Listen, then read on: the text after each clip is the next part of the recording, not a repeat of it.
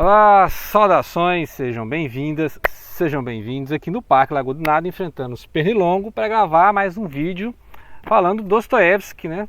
Dostoiévski, o idiota Fyodor Dostoiévski escreveu, né? Falando aqui do Príncipe Mishkin, que é uma obra assim muito teatral, né? Tem umas partes assim que são totalmente teatrais, igual eu falei na última parte, né? Que tem muita intriga de família, né? Tem essas coisas assim de intriga de família que tem muito lá no Ana Karenina do Tolstói, né? Mas aqui o mais interessante são os diálogos, né? Tem muitas cenas de diálogo entre os personagens, então cada um vai apresentando seus pontos de vista. E o Dostoiévski é conhecido justamente por isso, por criar grandes diálogos, grandes conjuntos de ideias em debate, né? E aí nós temos outros personagens além do Príncipe Mishkin, que é a Anastácia, né? A Anastácia, que é aquela imprevisível da história, ela aparece quando você menos espera. E a Anastácia é uma forma de a história andar, né? Assim, para obrigar você a ler, né? Essa edição aqui, ó. Essa edição tem 600 páginas, 670 páginas, né? Então, obviamente, para te obrigar a ler as 670 páginas, que são 3 partes, né? 3 partes assim que vão num crescendo, né? A obra do Dostoiévski num crescendo. Ele vai colocar então o Príncipe Mishkin, né? E as voltas com a Anastácia Filipovna, né? E os outros personagens que estão aqui para poder manter os diálogos, né? Tem uns personagens aqui que você vê que só serve para manter os diálogos, né? Então tem muita coisa sobre a questão do liberalismo na Rússia, tem muita coisa sobre o socialismo na Rússia. A gente sabe que tem outros romances do Dostoiévski que falam... Tem os romances do Dostoiévski, né, que fala muito de política, por exemplo, lá os Irmãos Karamazov, né, política, religião, e os possessos ou demônios, né, que vai falar basicamente aqueles grupos, né, subversivos que tinha ali na Rússia, muitos eram terroristas, né, e graças a essas efervescências e subversões é que o Dostoiévski quase morreu, né, ele foi preso, quase foi fuzilado, e acabou lá na Sibéria, né? Foi exilado para a Sibéria, né? Tipo assim, foi levado ao paredão e na hora não o tiraram, né? Então ele ficou com esse trauma o resto da vida. E aqui tem esse monte de personagens, essas confusões. O Príncipe Mishkin é aquele cara, gente boa, né? Assim, não entra em confusão com ninguém, né? É a única pessoa confiável na história, a única pessoa que não usa máscaras, né? Todo mundo aqui está usando máscara, todo mundo tem segundas intenções. E o Mishkin, não, o Mishkin é aquela ideia assim de um Cristo, né? A ideia de um Cristo, um Dom Quixote. Ele é meio autista, né? Você vai pensar que às vezes ele fica assim parado, não olhando para as pessoas, né? Não responde as perguntas, né? Então ele hoje seria um diagnóstico de autismo, né? A pessoa assim, não, o idiota eu acho muito pesado, né? Assim, porque ele tem umas tiradas fantásticas, ele tem umas ideias interessantes, ele tem umas percepções de pessoa. Ele percebe quando a pessoa está sendo sincera ou não, ele sabe quando a pessoa está mentindo ou não, ele sabe quando a pessoa está criando um personagem ou não, né? Muitas pessoas em sociedade, tem muitas cenas de sociedade, as pessoas em sociedade têm uma certa máscara, né? Em alguns lugares elas são mais expansivas, outros elas são mais retraídas, em outros lugares elas estão recebendo ordens, em outros lugares estão dando ordem, né? Então muitas vezes você não é a mesma pessoa na sua família, a mesma pessoa no seu trabalho, a mesma pessoa no grupo de amigos, a mesma pessoa na sua religião, né? Na sua igreja. Então a gente percebe que a pessoa tem que se adequar ao meio onde ela está. E aí o Dostoiévski faz altas pegadinhas com isso aí, né? Há várias cenas de sociedade aqui, principalmente porque depois do príncipe estar muito à deriva nas outras partes do livro, ele volta para a Dasha, né? Que é a casa de campo dos Ipaneshin, né? O general Ipaneshin, inclusive a parte 3 já abre com isso, né?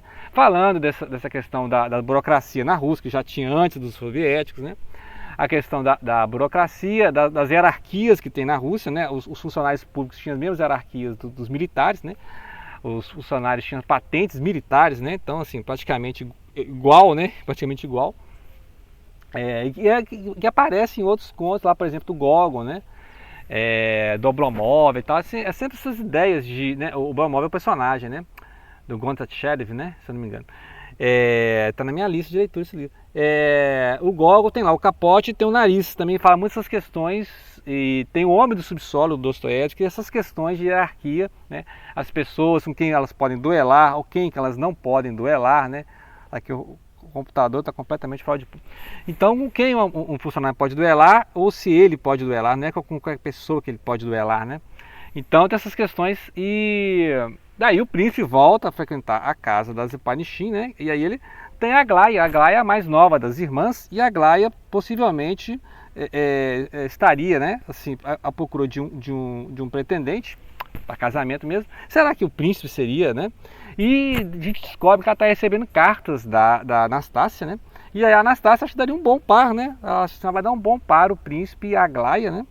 Só que a Aglaia, obviamente, ela respeita muito o príncipe, ela tem uma adoração total, uma admiração total pelo príncipe, só que o príncipe é, né, considerado um idiota, ninguém leva ela a sério, então ela não vai querer um marido desse, né? Então ela fica nesse conflito o tempo todo ela tem realmente um grande respeito e admiração pela pessoa do Mishkin, né? Que é a única pessoa sincera naquele grupo todo, ela percebe que todo mundo, até a mãe dela é uma pessoa assim que não é totalmente sincera, né? O pai nem se fala, né? O pai dela é cheio dos rolos. Então a Aglaia percebe que a única pessoa sincera naquele grupo ali é o príncipe. Então ela fala assim, ó, né, o príncipe é aquela pessoa assim, que tem a maior modéstia do mundo, né? Então eles pedem desculpa para as pessoas. Ela fala assim, mas você não tem que pedir desculpa a ninguém que tenha dignidade, né? A honra de você deixar a luva cair no chão, né? Tipo assim, ninguém tem a honra de carregar essa luva, né?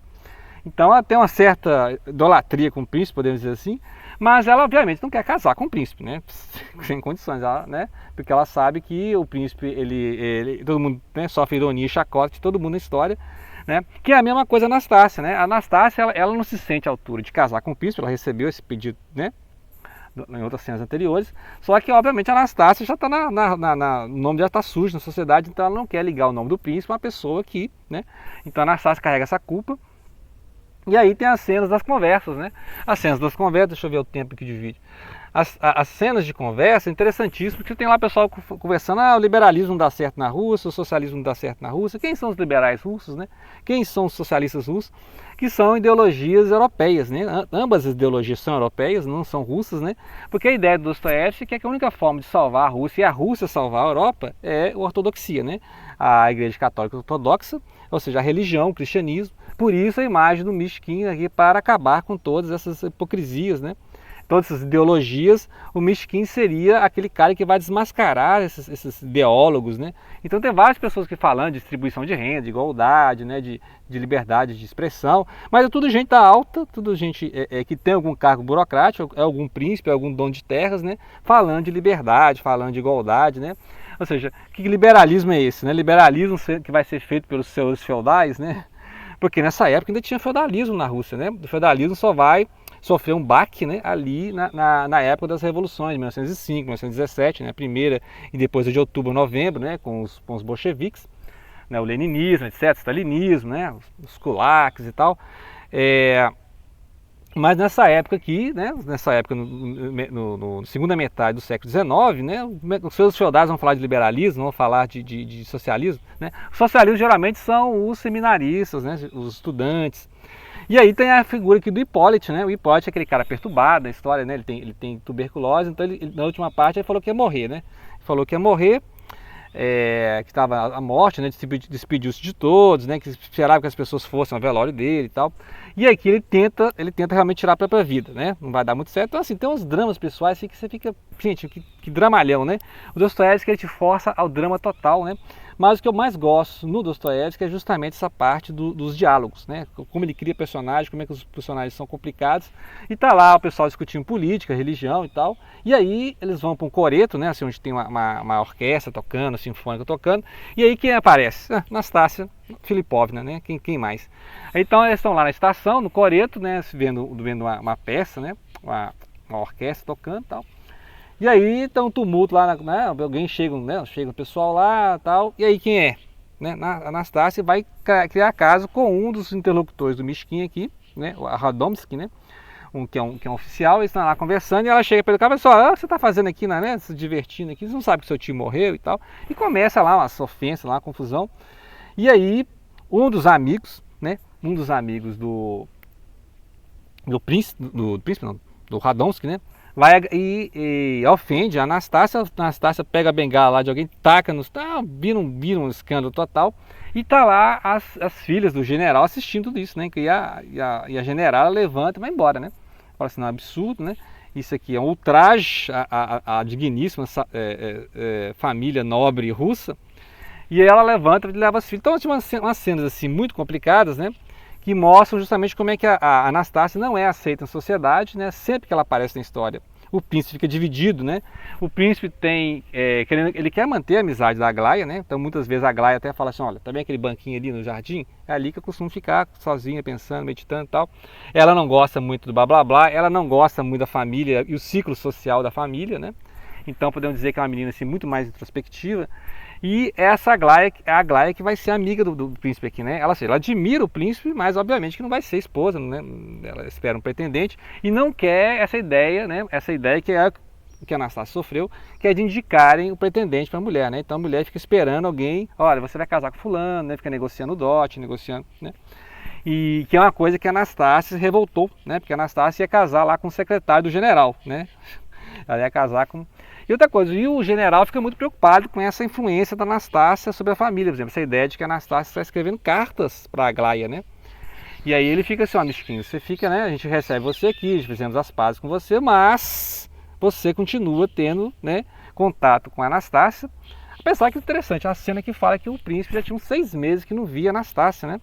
E toda vez que ele vê, ele fica assim totalmente seduzido e abismado totalmente, né? Porque a força da personalidade da Anastácia complementa o autismo dele, no sentido de que ele é um cara mais passivo, né? E a Anastácia não, a Anastácia chega já provocando escândalo, já gritando, já se colocando no lugar, né?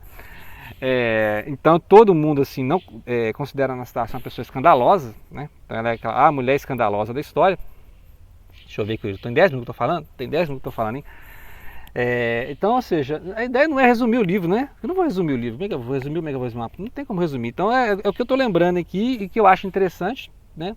Porque é uma obra assim, que eu estou relendo depois de 20 anos, né? Então, se você passar essa parte do dramalhão, eu acho muito dramalhão, né? Um monte de personagens discutindo. Só que como é o Dostoiévski que está escrevendo, né? Aí que tá a mão do cara, né? A mão do artista, que é pegar essas confusão de família, né? Que tem lá na Ana Karenina também, cheio de confusão de família. Ele pegar essas confusão de família e colocar personagens interessantes, né? Que tem profundidade, né? Igual o Rogojin também. Rogojin é outro, né? Tá lá no meio da confusão, ele aparece do nada, né? E sempre salva a Anastácia, né?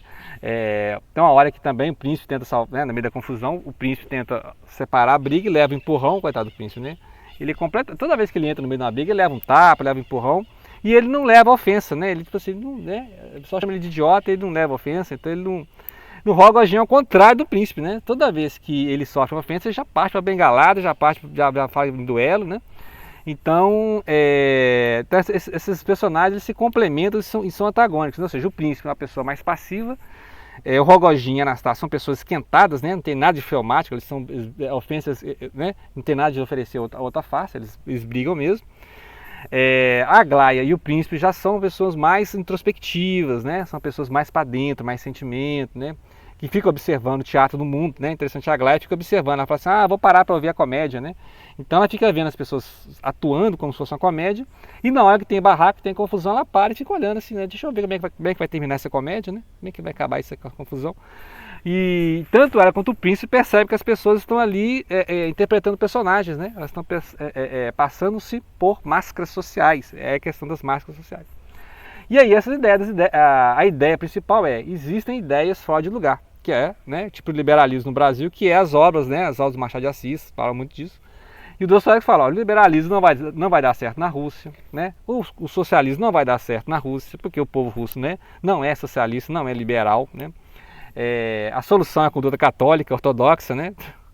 Lembrando do Ciro dos Anjos, né? A solução, então, é a conduta ortodoxa, porque tanto o liberalismo quanto o socialismo são ideias não russas, né? Não é coisa de russo, né? Então é uma contradição em termos, né? Ou seja, o russo não é socialista, o russo não é liberal. Esses que se dizem liberais e socialistas vieram de estudos na França e na Alemanha, são estudantes que não sabem nada da alma russa, são donos de terra ilustrados, né? Mas que não sabem nada das condições dos mujiks, né? Que são os camponeses, né?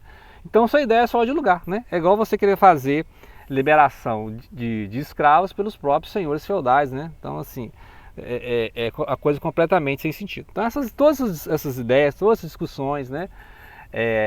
De ideias políticas, ideias religiosas, estão no Dostoiévski, né? Os Irmãos Karamazov é uma obra-prima disso, que é os diálogos, né? E a criação de personagens. Então, fica a dica, né? Depois eu vou fazer mais um vídeo ainda para ver o que mais que tem na obra do Dostoiévski, lembrando que não é resumir o livro, né? Então compensa resumir o livro. A ideia é discutir mesmo as ideias, o que eu achei interessante em cada parte, né? Então fica aí a dica, O Idiota, Fyodor Dostoiévski, literatura russa, século XIX. Obrigado pela atenção, não deixem de compartilhar.